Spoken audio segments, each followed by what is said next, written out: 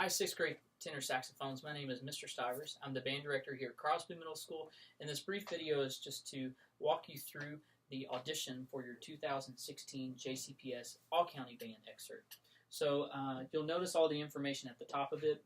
The audition itself is March 10th from 4:30 to 7 p.m. at Newburgh Middle School. So the first thing that you're judged when you go in, you can either sit or stand.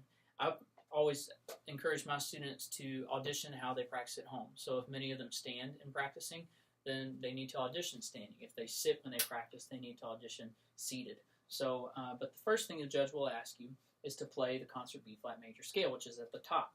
Now, if your director has gotten you through either the low option or the upper option, I prefer you to maybe ask them, say, hey, which of these sound better, and play.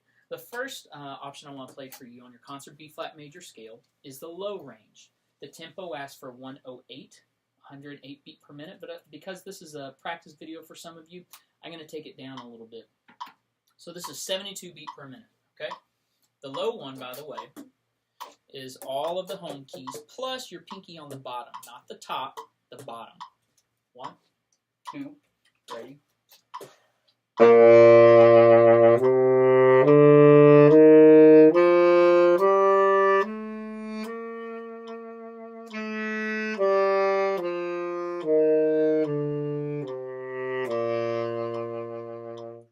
Okay, so there's the low range of the tenor saxophone.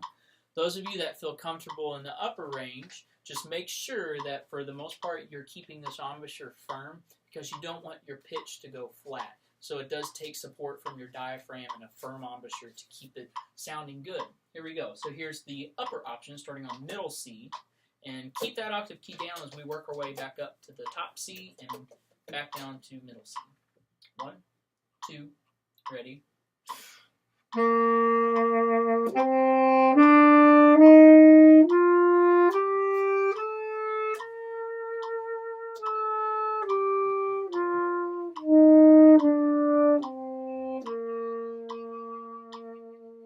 And cut.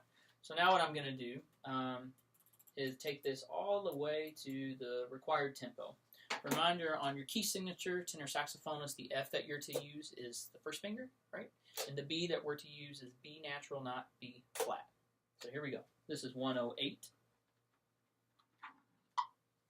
Tempo, low, first. 1, 2, ready.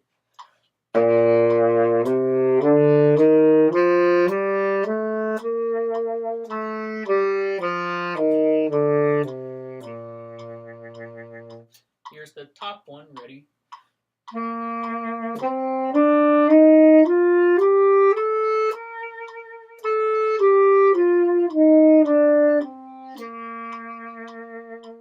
So again, just ask your band director what preference they have after listening to you. Your judge won't ask you to play both octaves, just one. And we call that divisi when there's a top and a bottom. Okay, I'm going to put the metronome on 80 beat per minute, and I'm going to play the etude for you first. Here we go. 1, 2, ready. My bad. 1, 2, ready, and...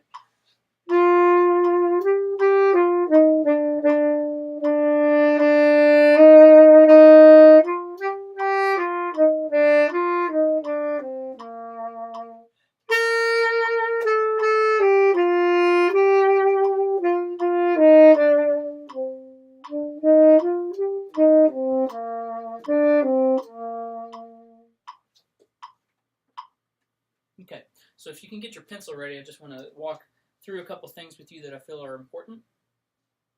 Okay, the first is any dotted quarter single eighth rhythm.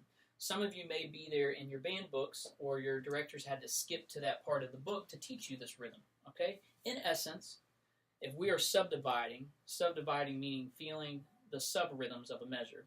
If we're in common time or 4/4 time, there are 8 eighth notes in a measure, counted 1 and 2 and 3 and 4 and 1 and 2 and 3 and 4 and.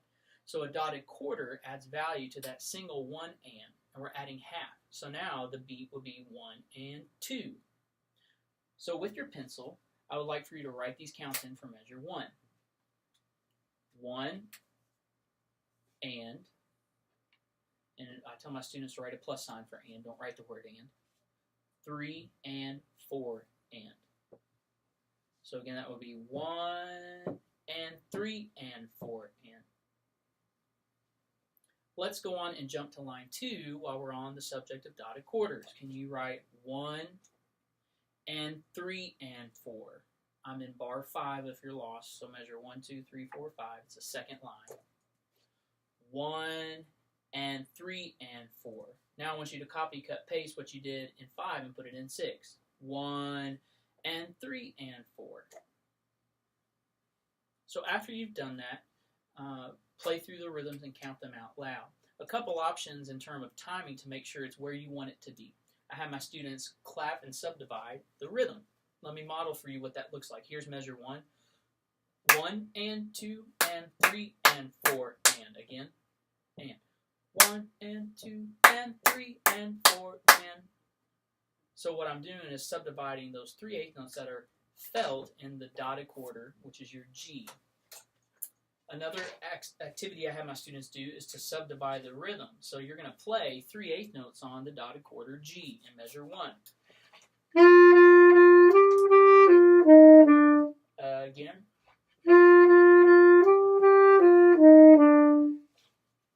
What does that help us do? It helps us with timing. So when you're ready to play it as is, you feel those 3/8 notes that you played, but don't play them independently.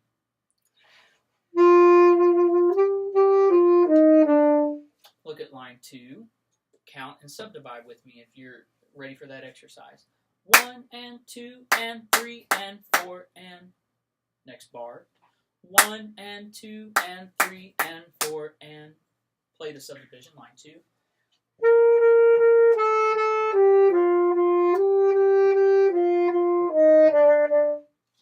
Okay, next thing I want to talk to you about is phrasing. Phrases are anywhere from 4 to 8 measures long, and they want to teach a music or express a musical idea. So I have my students do long tones every day, knowing that they can play a phrase that's anywhere from 4 to 8 bars long, based upon a tempo. So the first 4 measures, I believe, a tenor saxophonist can do all in one breath. I'll prove it to you. 1, 2, measure 1 through 4.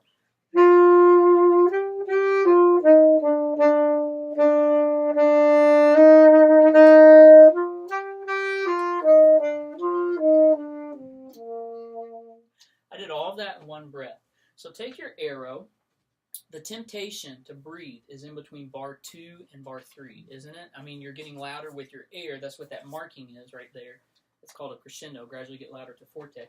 You want to breathe in between bar 2 and bar 3. So force yourself not to and push. It helps your phrasing make sense. The second thing I want to talk about is just emphasizing dynamics. So with a highlighter or pencil, just circle MF, meaning medium loud. Circle the crescendo marking for gradually getting louder. Circle the F for forte loud. The end of line 1, you have a day crescendo marking, meaning gradually softer. And circle the MF. Line 2, you have a forte loud. Then the last 2 measures indicate MP, mezzo piano, meaning medium soft. That way when you're playing through, and I modeled for you, that you can just have the range that you want for the piece so it sounds musical and not just boring like this or boring like this, but that it has variations to your judge. Okay, let's talk about the accent marking. Accent means to attack the note louder. I'm going to ask for you to, without playing, put the tenor saxophone in playing position. Bottom lip roll, teeth on top. Now, with your tongue, I want you not to play, but just touch that reed. And can you make this sound? Okay, without pushing any buttons, let's do 4 quarter notes. Ready? Make sure that the tongue is the thing that's touching the reed, not the tip of it, but the part that was naturally touching when you put this mouthpiece in your mouth.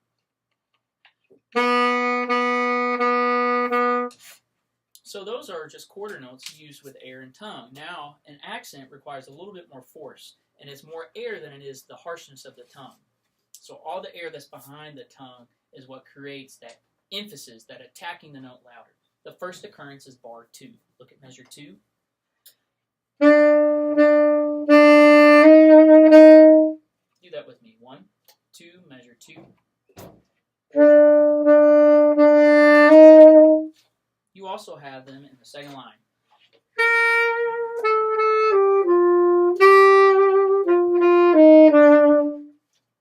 So just make emphasis of those. The next to last thing would be the second to last measure. You have steps in your notes, but you also have leaps, and those leaps create what we call arpeggios. So we're starting the last two measures on mezzo piano on a D.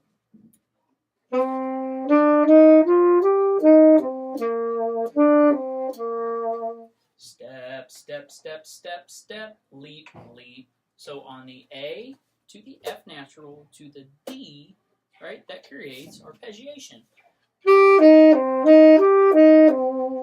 So what I encourage you to do is just click the keys without playing over and over again while you say the note names.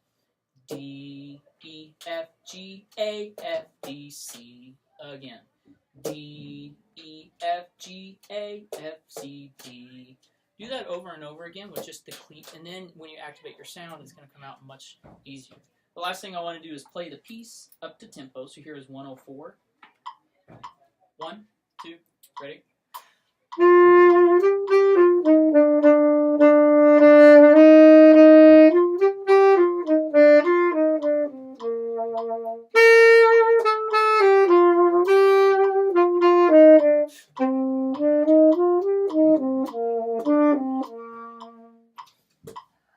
So feel free to utilize this video as much as you like, rewind and play over and over again, or take notes.